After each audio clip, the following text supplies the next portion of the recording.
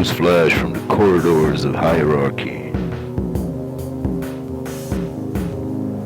The Holy Trinity has been renamed in the name of science, that God and the machine at the end of Abrahamic times, explaining the universe.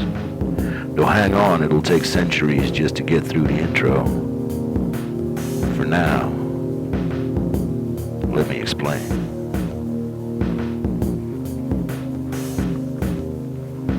Up to quite recently and for centuries, upon landing in a Western hospital at some point during the stay and usually close to leaving, either one or both feet first, a young woman of diminutive demure would appear by your bedside, attest to her altruistic best interest in the health of your body and mostly your precious soul,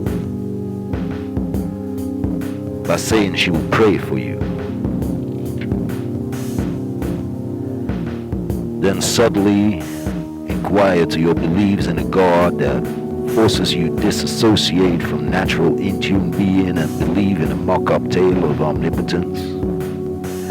If you're open to hearing the voices of the Holy Ghost and angels in your head, and if you're prepared to take on the suffering of an altruistic truth seeker, chastised and nailed to the cross of indecision for showing the world a reflection it cannot handle, sharing a baptism in the stream of consciousness that became a ritual of narcissistic suicide, decreeing love as a suffering, shared through disconnected, obsessional sacrifice and denial.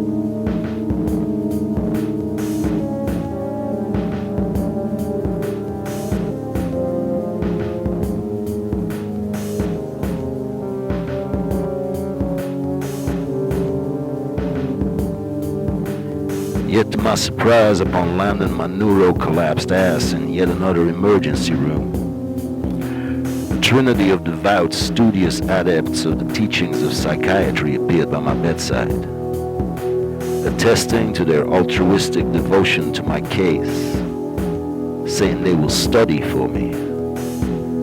3 more years till their illusion of knowledgeability is completed.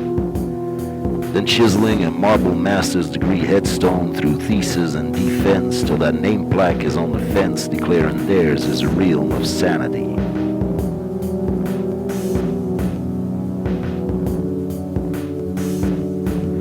So they appeared on my bedside and suddenly started to inquire if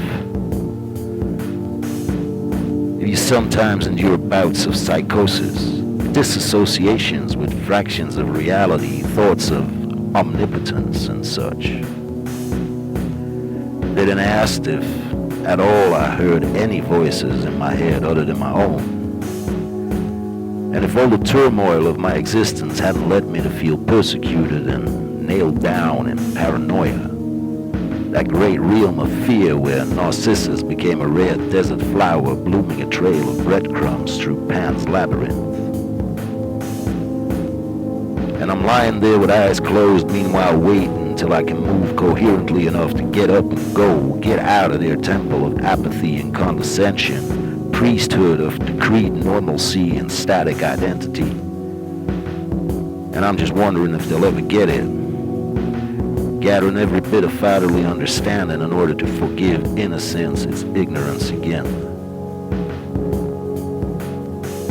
Afterwards, the one doing the talking comes back to inform me they need the room. Well, I need my legs. And I simply ask her why the devotion, the dedication. According to her, psychiatry is the most interesting field of discovery. And as I see her commanding a psi ward, navigating the crazy zones and debris belts out there in mind space, I can't help but warn her it's also the most dangerous one. And as she snickers a denial, thinking I'm referring to ghoulish patients with 2-meter cocks and 100 salivating mouths, spiky fingers and bulging eyes on stilts, chasing her whorish virgin piece of horny ass down a locked corridor, I explain the danger lies simply in the thinking that you know.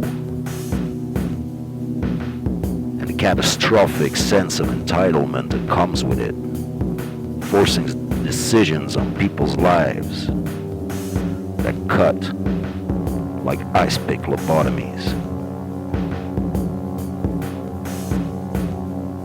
I'm out there like a staggering stolen horse, still drowsy and unsaddled. Walk the strain off into the night. As soon as my toes wiggle, I'm off to dance. The only difference is, where 100 years ago you better swear, yes. Now it's implied, you better say no. No to the Trinity of disassociation, fear, and self-loathing.